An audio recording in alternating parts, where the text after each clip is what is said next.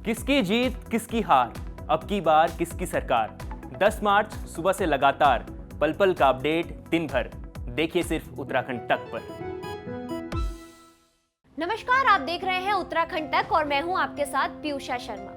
उत्तराखंड तक पर हमने आपको एग्जिट पोल्स के नतीजे बताए थे, जिसमें हमने बताया था कि प्रदेश में बीजेपी को कितनी सीट मिल सकती है, कांग्रेस को कितनी सीट मिल सकती है, और अलग अलग जो पोल्स आए थे उन सभी के मुताबिक हमने आपको एक आंकड़ा दे दिया था कि इतनी सीट जो है वो हर एक पार्टी को यहाँ पर मिलने की संभावना है। लेकिन जब हमने आपसे आपके सवाल लिए लाइव के दौरान, हमने ये जाना कि आप लोग चाहते हैं ये जानना कि हर एक सीट से कौन जीत रहा है। तो जितनी भी वहां पर विधानसभा सीटें हैं उत्तराखंड में, साथ ही जो हमारी हॉट सीटें हैं वहां पर से कौन जीत रहा है, कौन हार रहा है, ये आप हमसे लगातार जानना चाह रहे थे। तो ये आपको बताते हैं कि इंडिया टीवी CNX पोल के मुताबिक हर एक सीट पर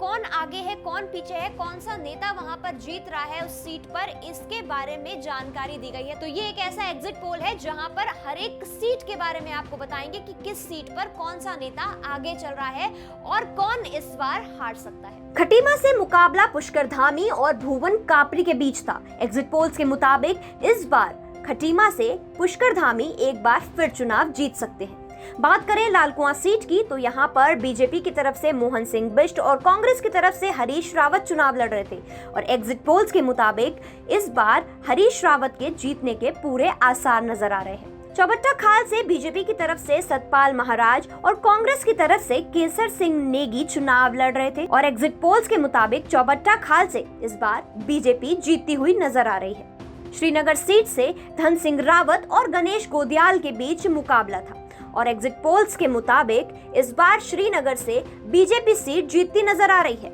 यानी कि धन सिंह रावत श्रीनगर सीट से जीत सकते हैं। हरिद्वार विधानसभा सीट से मदन कौशिक और सतपाल ब्रह्मचारी के बीच मुकाबला था, और इस बार एग्जिट पोल के नतीजे ये बता रहे हैं कि मदन कौशिक फिर एक बार हरिद्वार से चुनाव जीत सकते हैं। चक्राता सीट से रामचरण नौटियाल और प्रीतम सिंह के बीच मुकाबला था, जहां पर कांग्रेस जीतती हुई नजर आ रही है, यानी कि प्रीतम सिंह चक्राता का किला बचा सकते हैं। धर्मपुर से बीजेपी की तरफ से विनोद चमोली चुनाव लड़ रहे हैं, वहीं कांग्रेस की तरफ से दिनेश अग्रवाल चुनाव लड़ रहे हैं, और इस बार के एग्जिट पोल्स बता रहे हैं कि धर्मपुर से विनोद चमोली चुनाव जीत सकते हैं। हल्द्वानी की बात करें तो यहाँ पर बीजेपी से जोगेंद्र सिंह रौतेला के सामने कांग्रेस की तरफ से सुमित हृदयेश चुनाव लड़ रहे हैं, और जिस हिसाब से एग्जिट पोल के नतीजे हैं वहां देखा जा रहा है कि कांग्रेस हल्द्वानी में जीत सकती है, यानी कि सुमित हृदयेश इस बार हल्द्वानी से चुनाव जीत सकते हैं। बाजपुर सीट की बात करें तो यहाँ पर बीजेपी की तरफ से राजेश कुमार और कांग्रेस की तरफ से यशपाल आर्य मैदान में थे, और एग्जिट पोल के नतीजों के मुताबिक इस सीट से इस बार कांग्रेस जीतती हुई नजर आ रही है, यानी कि यशपाल आर्य इस बार इस सीट से जीत सकते हैं। लैंसडाउन की बात करें तो दिलीप सिंह रावत और अनुकृति गोसाई के बीच कांटे की टक्कर थी, लेकिन इस बार के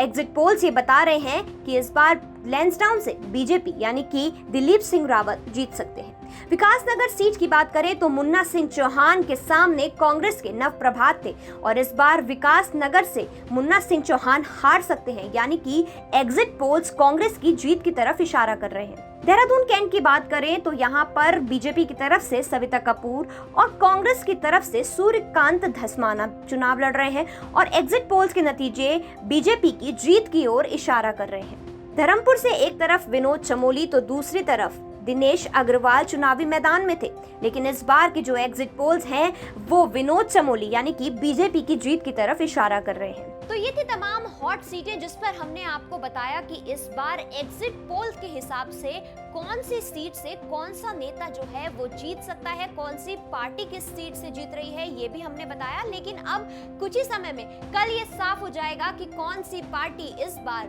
उत्तराखंड की सत्ता पर काबिज होगी।